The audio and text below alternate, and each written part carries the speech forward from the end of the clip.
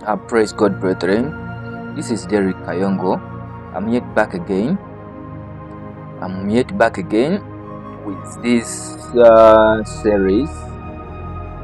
This is episode 2, and I titled them Demystifying the Book of Hebrews. So I'm trying to do a search and an exegesis on the book of Hebrews to understand the deep concepts, especially deep concepts in the book regarding to Christology, soteriology, and the doctrines of endurance and perseverance. And maybe in front there we'll look at also the doctrine of once saved, always saved, and eternal security. So basically, in brief, the book of Hebrews was written by an unknown author to the Jews, Christian Jews, who were undergoing persecution, and they were thinking about going back to the Judaism. So they were persecuted by the Jews, and they were being cast out of the temple. They were losing lives, losing property. So they were trying to make sense of what they were into. So the writer writes them to remind them that Christ is a final revelation of God. So in chapter 1 and 2, the author compares Christ to the angels. In chapter 3, 4, in chapter 3 he compares Christ against Moses. In chapter 4 against Joshua.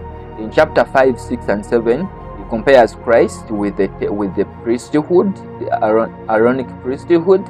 In chapter 7, he compares Christ with the new covenant with the old covenant. In chapter 9, he compares Christ with the temple. In chapter 10, he sums it up and he shows the finality of Christ. In chapter 11, he tells them that they should endure because even the Old Testament saints endured. And in chapter 13, he brings the practical application of the theologies and the theology and the doctrines talked about. So today I'm going to look into chapter 2. Yes. Chapter 1 and 2, I said the author is trying to compare and contrast Christ against the angels, because the Jews believe that angels are rulers. So they magnified angels in their religion and culture. So verse 1, therefore we must give a more earnest heed to the things which we have heard, lest we drift away. So the author is continuing from chapter 1. He's telling them that Christ is supreme over the angels because Christ is the Son. In chapter 1, Christ is the Son and angels are created beings. So therefore in chapter 2 verse 1, it says, therefore we must give earnest heed to the things which we have heard.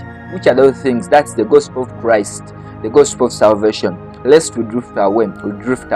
So drifting away is trying to paint a picture of a ship without an anchor. It will definitely be taken away by the waves. So the waves of those days was the persecution. So he's telling them that drifting away from the message or the doctrine of Christ doesn't occur as an event, but it's a gradual process. So he's telling them that they should be careful and so vigilant and so careful lest they will drift away. That failure to focus on the message of Christ may lead to a gradual drifting away. So he's telling them that they should put much more emphasis on the words that were being told that had been told, the words of Christ. So the writer of Hebrews uses this language to shift from high theology to urgent pastoral warning.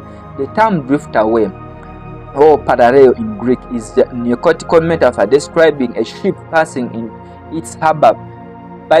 its harbor because the captain fails to pay attention to the currents. So by invoking the proverbial concept of guarding the heart against the passive leakages, the author alerts his readers that apostasy or fame begins silently. Yes. So verse 2, Hebrews 2:2. For if the word spoken through angels proved steadfast, and every transgression and disobedience received a just reward. So the author is telling them that the Old Testament words were sent, they were mediated by angels. God sent them through angels, although even others originated through angels. So in the Old Testament, the words, the laws, those ordinances were passed through angels. But in the New Testament, in the New Covenant, God himself through Christ came and spoke to us, to the Jews, to the children of Israel. So it would be foolishness to, he tells them that if the angels, the words they spoke, they carried immediate punishments for disobedience, what would happen if the words of the Creator itself are disobeyed or rejected? He tells them that if the Old Testament people died, for example, the issue of Korah, where you remember they were hit by plagues and they were swallowed by the ground, fire and all that. If disobeying the words of angels carried an immediate or a physical implication, what about the words of the Creator himself? He tells them that they will have even a more weightier implication, and this may not be just physical death but eternal damnation.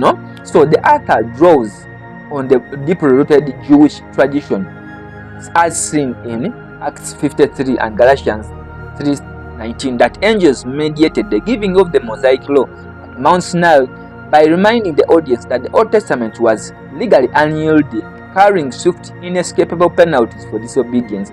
The writer sets up a fortiori, or from lesser to a greater legal argument.